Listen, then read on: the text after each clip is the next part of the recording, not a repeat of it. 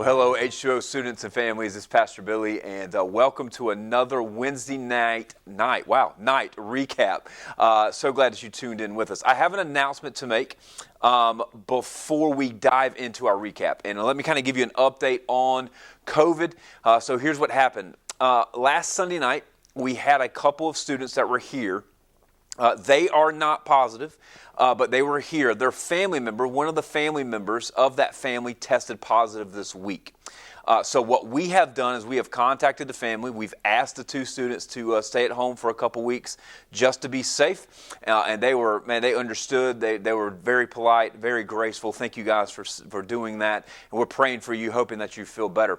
But we wanted to let you know what we were doing and why we were doing it. So since the students were here on Sunday night, they did not have symptoms. They are still yet to have symptoms. Even unto today, they are yet to have symptoms. And so since that, we are not considered as a youth group a close contact to the person that has COVID. And so what we're going to do is we've asked the students to stay home for a couple weeks, for that family to stay home a couple weeks, and we are still going to meet this Sunday night from 6 to 8 p.m. And so if you have any questions on that, on why we decided what we did, feel free to call me, contact me, email me, whatnot, and I'll be more than happy to explain that to you. But this past week, we talked about fear. And if you know me well enough, I hope that you know me well enough, I'm not a very topical guy as far as preaching on topics, but through this series, that's exactly what we've done. We've looked at our emotions, how we base everything in the modern world on feelings and not on facts. We've talked about anger, how we have righteous anger and unrighteous anger. And this past week, we looked at our fear. What does it look like to have fear? Is it okay to have some fear? And if we are, is it sinful? Is it not sinful? So we looked at all that. And really, we looked at three major fears. And the first fear that we looked at was the fear of rejection. That is, you want everybody to like you. You don't want anybody to be mad at you. You cannot stand to be rejected, so you'll do anything to be accepted. The second one we looked at was the fear of eternity. And that's a legit fear. I mean, we don't know what eternity is going to be like. We can't grasp our minds around that. And so we fear eternity. And the third one was we fear failure. We fear failure. And so we talked about that a little bit in the introduction. The students shared some of their fears with us. It was really insightful, very good. But then what we did is we went to Matthew chapter 10. And if you know anything about Matthew chapter 10, this is actually, according to the Gospel of Matthew, the first time that he mentions all 12 disciples by name. And so he's going to introduce the 12 disciples at the beginning. He's then going to jump down to verse 5. Jesus is going to send out those 12 men with the same power that he has. In other words, they have power over spirits, they have power over demons, they have power over sickness, they have power like Jesus does, that they can go out and do those things. And so Jesus says, listen, go out into the land, go out to the Jewish land, preach the gospel, right? You have the power to do these things. Go into the city. If the city rejects you, go to the next city. He's even going to say stuff like, it is better for Sodom and Gomorrah than it will be for that city that rejects you. And so he goes through all these things. He says, listen, go into all the cities with the same power that I have given you and preach the gospel. Then he says, later on in the passage, he says, listen, I'm sending you, in verse 16, I'm sending you out as sheep among the wolves. They are going to seek to devour you.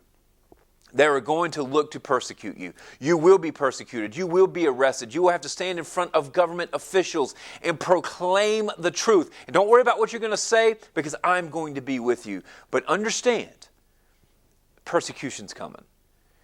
And then he jumps down into verse 26, and this is where we're going to pick up tonight. Matthew chapter 10, verse 26, very quickly says this, fear them not. Fear them not, for there is nothing covered that will not be revealed, and hid that shall not be known. What I tell you in darkness, that speak you in light, and what you hear in the ear, that preach you upon the housetops. So we looked at three reasons why Jesus is going to give his disciples on not to fear. Three different times Jesus is going to say, fear them not, fear them not, fear them not. And the first reason is this, fear not, because truth will be revealed. Fear not, truth will be revealed.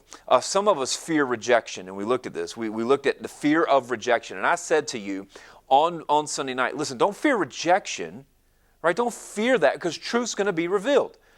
If you have to change who you are to become friends with somebody, probably don't need to be friends with that guy or that girl. And so we looked at that and said, don't stop fearing rejection so much that you belittle yourself. Understand that you are beautifully and wonderfully made. God created you with a purpose, on purpose, for His glory and for His mission.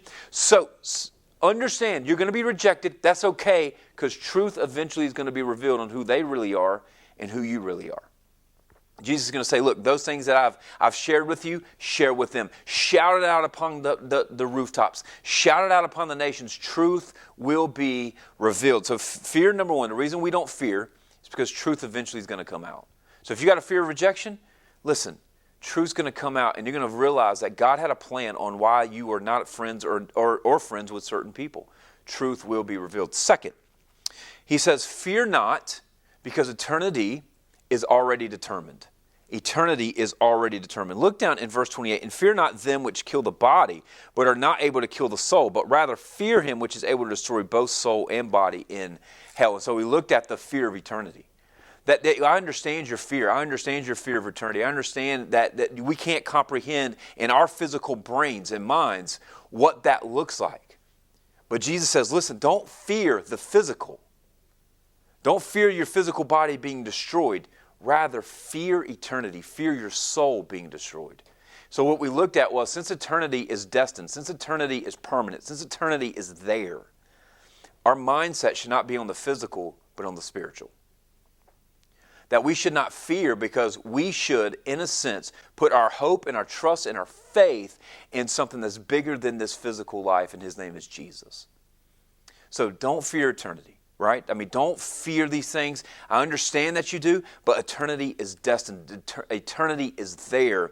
And my question to you is, what are you putting your hope in for eternity? But third and finally, here's what Jesus says. He says, fear them not, because I am sovereign. Look down in verse 29. Are not 2 sparrows sold for a farthing, and one of them shall not fall on the ground without your Father? But the very hairs of your head are all numbered. Fear not, therefore, you are more value than many sparrows. What was so amazing about this passage and what we hammered on Sunday night was Jesus has the hair of your heads numbered. He knows you better than you know yourself. Can I be honest with you? He knows your fears. So don't fear failure. He understands that you're sinful. That's why He sent His Son. He understands that you're going to fail. That's why you need Jesus. He understands that you're going to do all these things. So put your faith and your trust in Him, because He is sovereign. And because God is sovereign, He lives outside of time, space, and matter. He is already at the finish line. Put your faith and your trust in Him. Do not fear, because truth will be revealed. Eternity is destined, and God is sovereign. When you start to fear, proclaim Jesus. Thank you guys so much for tuning in tonight. I love you. Cannot wait to see you Sunday night at 6 p.m.